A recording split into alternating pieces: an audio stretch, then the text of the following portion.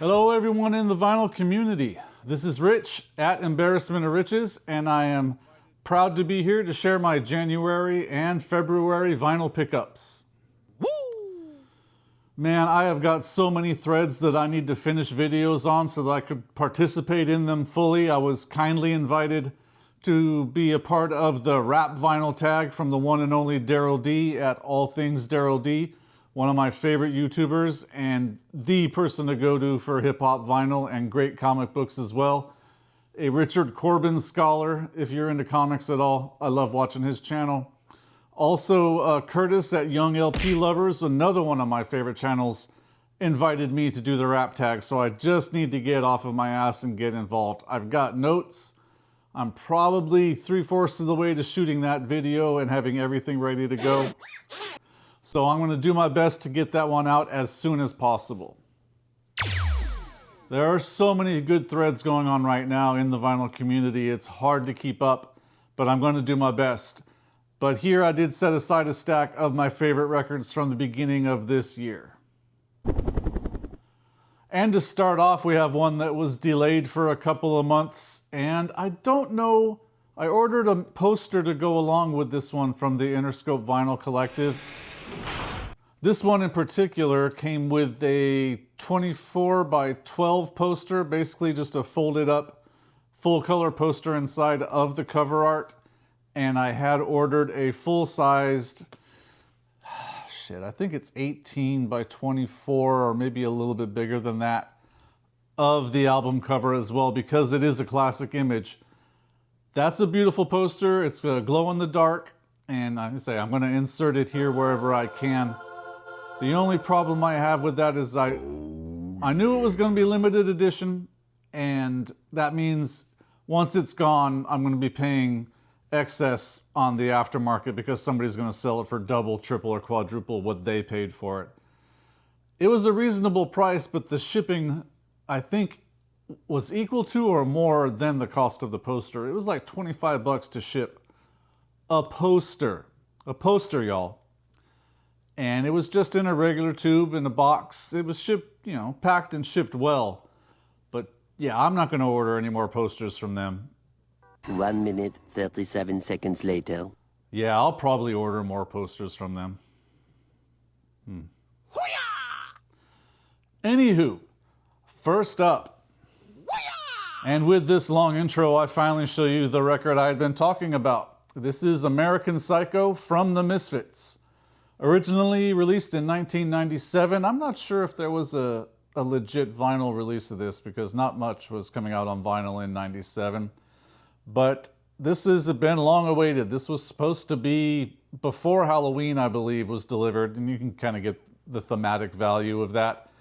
It ran a bit late. I got it a little before Christmas, I think. And no complaints otherwise. As with everything I've got from them, it is a solid presentation. There's a gatefold. Let's see if we can get the picture there. Yeah. And yeah, no, there is zero complaint on presentation. I am much more of a early Misfits and Glenn Danzig fan, but you can't fault them for this record. This is a super nice one. That is very green. That is very, very green. I haven't played this one yet. I will get to it. I've got a stack of maybe 25 new records that I got in the last month or so. Yeah, it's been a bit.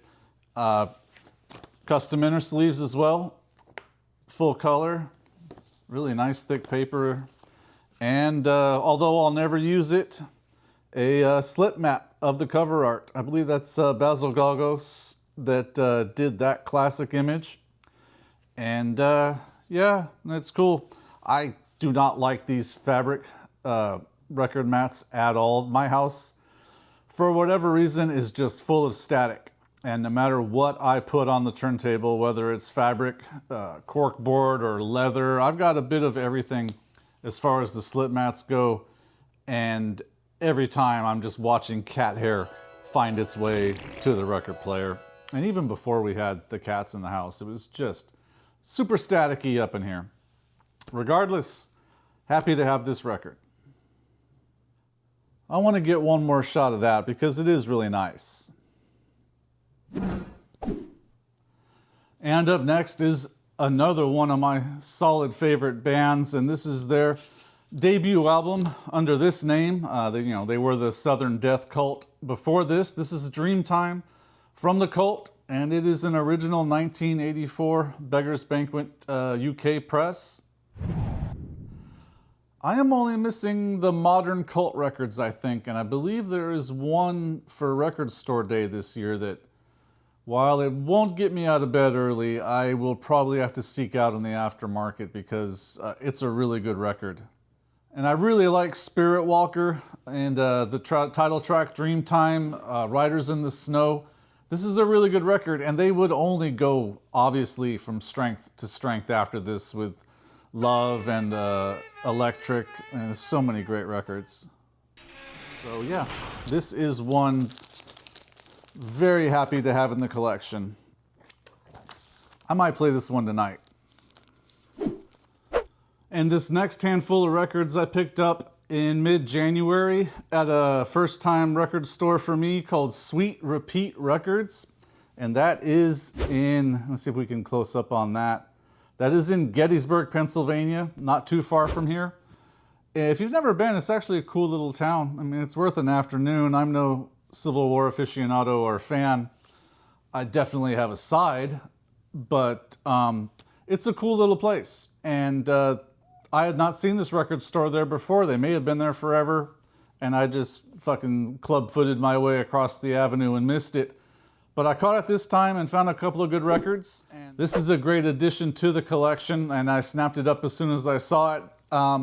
It's not an original press. I would consider the OG of this to be the UK original. I think it has a different cover as well, but this is Mr. Fantasy from Traffic.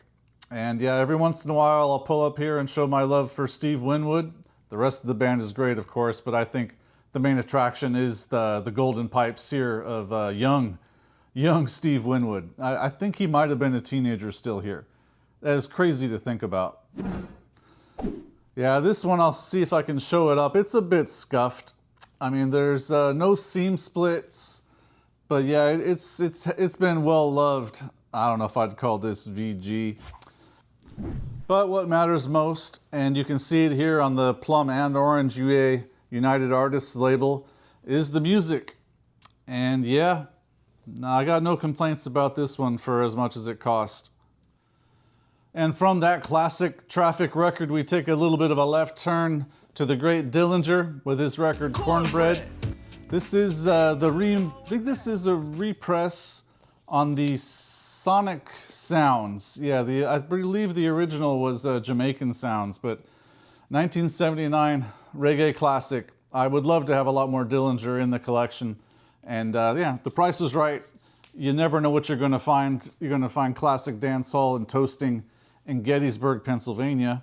And there it is on that Jamaican Sounds. Hopefully I can find it on the Sonic Sounds eventually. But yeah, this dog is clean.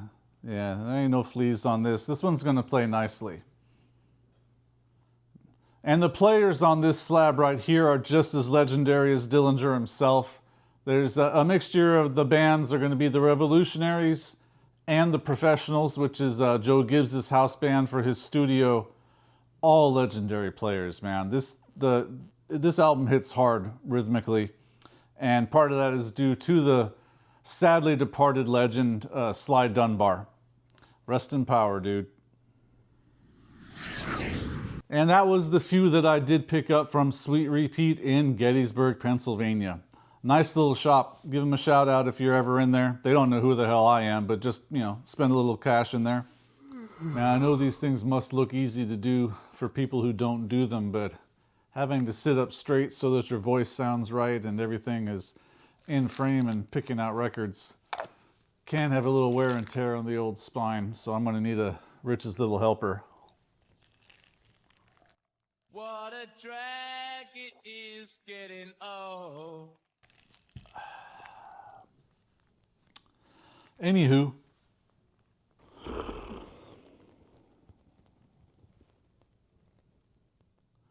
and in mid-January I got my regular email from Nonesuch Records for the offerings that they were selling that particular month that they had specials on, and it almost always highlights one record that I really need because I do love that label, and some of my favorite artists are housed there or have passed through there in their career to drop some records. And there was a special on this one. I had to grab it. This is a 2022 remaster of Yankee Hotel Foxtrot from Wilco. Yeah, I don't have any of their records before this one came out discography-wise, but I bought everything since. Nice strong gatefold. This is made in Germany. Really well done, and I Am Trying to Break Your Heart, the first song off this record, is so beautiful and really made me a Wilco fan when I heard it. And the rest of it, of course, is legendary as well. So I'm super psyched to have this one on the shelves from now on. And also in that email blast from Nonesuch, they had a record, 15th anniversary edition of an album that I had really wanted and hadn't seen the original anywhere ever. But when this is staring you in the face, you do have to get it because it is Genuine Negro Jig from the Carolina Chocolate Drops. And I've only MP3s of their music. I have seen Rhiannon Giddens perform before, and I will always buy pretty much anything that she puts out because she's extremely talented. And of course, there's also Hubby Jenkins and Don Flemons involved, so there's nothing but virtuosity on this slab of wax right here. But it's still sealed. It's been sitting in a stack of things that I know that I have to get to, and definitely may move this one to the top pretty soon. It's not going to stay sealed for very long. And next up to share here is a new version of an old record that I have one or two other copies of. Usually when I have this many copies of a record, it's become a huge part of my life, or it was a foundational part of my life. So we can start by showing some of the older ones.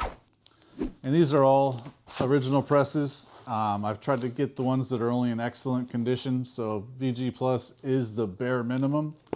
But it was mixed so well and recorded so well that it has stood the test of time and is understood to be a classic record. But I did not have all the versions that I really, really wanted for my collection, and I saw this on eBay a couple of weeks ago, and it does look the exact same from the cover. But this one here is an original 1987 German press, which I didn't really know that I needed for my collection. I knew I wanted a European press, and the European cities that I have been to, I had not found it yet. Oh, this baby clean. And I figured, why not? Nobody else was really bidding on it. I got it for less than what excellent or VG++ condition American version goes for. So this is number 6 or 7, I think, in the collection. I might have one more over there in the unsorted stacks. But to my mind, all I really need now to have a complete collection of this is a sealed version of the original, and I suppose the Japanese version with the OB intact.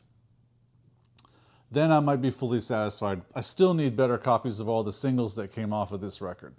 So there's another quest. You gotta catch them all. And really having 6 or 7 copies of that isn't too crazy in my world because I have a lot of duplicates.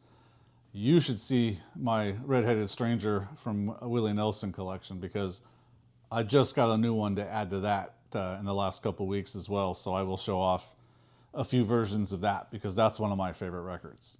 Nice. This next record gets me one step closer to having a complete 12-inch single history of one of the greatest bands ever, the Beastie Boys.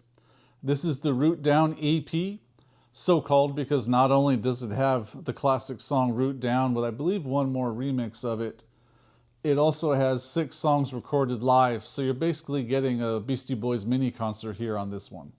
Nice. And this is a 1995 original press on that Grand Royal label. It's not the classic Grand Royal label, it's a custom one just for this record. So that's pretty dope.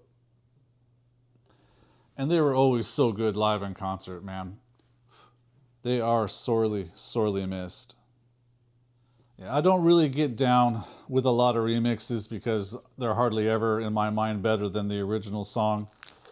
So, one step closer. I am probably 25% of my way to finishing that quest. It's not going to be happening anytime soon, but I'm getting there.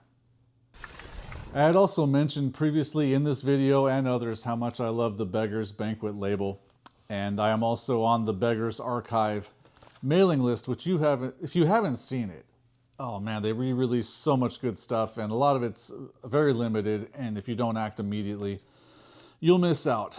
And this one isn't limited, but it is a record I had been trying to find for a while, and with this 45th anniversary, I figured why not have this one be the one that I begin with. I am not all that familiar with Gary Numan or Two Boy Army. I mean, I know the obvious songs that most people know, but this is his album Telekon. And like I said, I had figured it was time to start having some Gary Numan in the collection.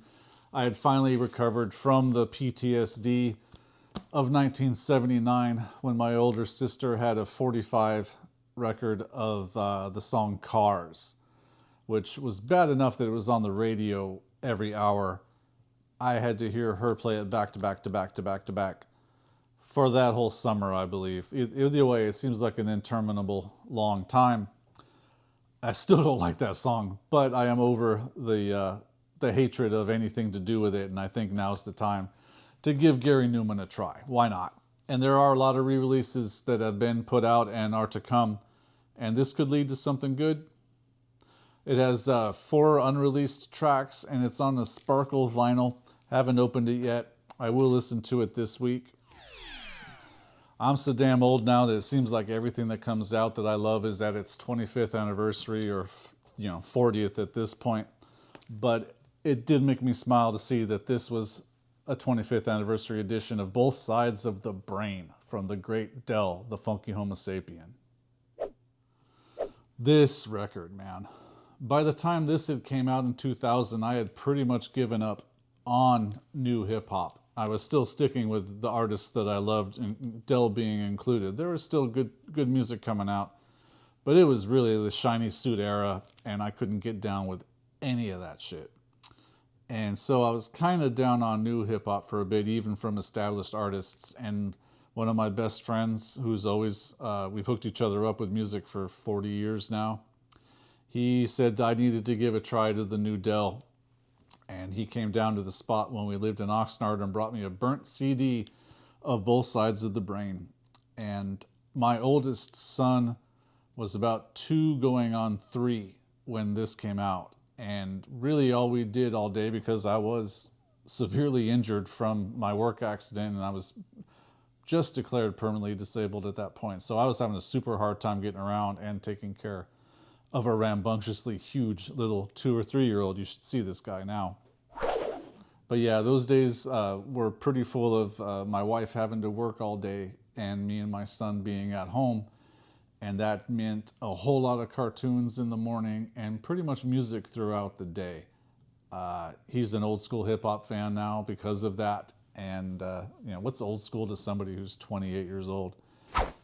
And this one always makes me smile because there's a great track on here that was even released as a single that I have never been able to find anywhere. It's a song called If You Must. And it's about keeping yourself clean so you can be presentable in public. And I would sing this with my son when it was bath time. And yeah, it's pretty good. I don't think a lot of people were singing that with their kids at bath time. But yeah, this is some great memories with this one. The whole album is dope. And LP makes an appearance on here with production. And man, there's so much good stuff. Casual is on this one. Both Sides of the Brain, 25th anniversary edition. And I do apologize for the soliloquy in there. This one just brings back too many good memories. This one will be a little quicker. This is a 10-inch limited edition release of the game soundtrack for Limbo. And this is from the premier video game soundtrack label as far as I'm concerned. It's called I Am 8-Bit. They have so much good stuff. And this one is pressed on black vinyl. I don't think it's a heavyweight or anything. I haven't opened it up yet because I'm waiting for my second copy to show up because I like having a safety copy of these things. But if you never played, Limbo was a video game from about 2010, no, even earlier than that. It's an old ass game, but it's a beautiful atmospheric black and white side scroller. And if you enjoy video games at all, hopefully you've played it. And if not, you can find it on PlayStation. I just downloaded it from the PlayStation store to have on my rig in the living room. And it brings back a lot of great memories. It is not your normal side scroller, and it's definitely not a happy story. It's a pretty stark game, and the music is super, super atmospheric. And yeah, it'll bring back some great memories. I'm going to play this one when I do get that safety copy in. January and February both proved to be chock full of pre-orders finally getting delivered, and this was one of them. And there's so many I haven't had a chance to listen to all of them yet, as I have stated. This is the Avett Brothers with Mike Patton, one of the oddest duos I could possibly imagine. Actually, a trio now if you think about it, with the two Avett Brothers and Mike, but you get the meaning.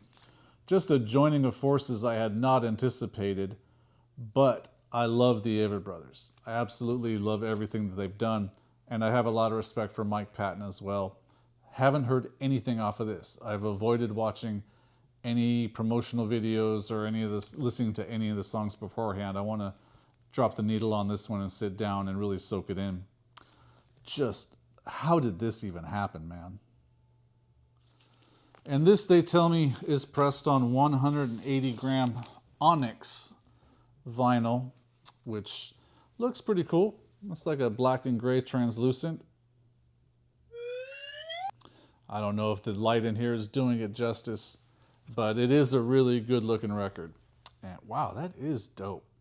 I might try to insert a shot from above here that shows, but wow, that is sweet. So that is it for my January, February vinyl finds in 2026. It's been a great year so far for vinyl, and I have even more stacked over there that I just didn't want this video to go for an hour. I know that the sweet spot for attention span seems to be about 13 minutes in these vinyl community videos. And I'll often disregard that because, you know, I don't care, you know, and I don't, for other people's videos as well. If they're going to go 20, 30 minutes and they're creators that I care about what they do, I'll watch it anyway. Always, every time. So I hope there will be a few that'll do this for me as well.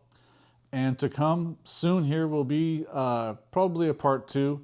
And I have a stack of 12-inch singles that I've been accumulating for the last couple of months that are noteworthy to me and maybe to a couple other people. So I will make a separate 12-inch singles video. And yeah, just glad to be here. Hope everybody is having a good winter. You know, if you're not in the Northeast, you're probably having a decent one. My friends back where I grew up last week had a 90-degree day when it was 23 degrees here. So yeah, it's pretty interesting. Thanks for stopping by, and I will see you all next time. Thanks a lot.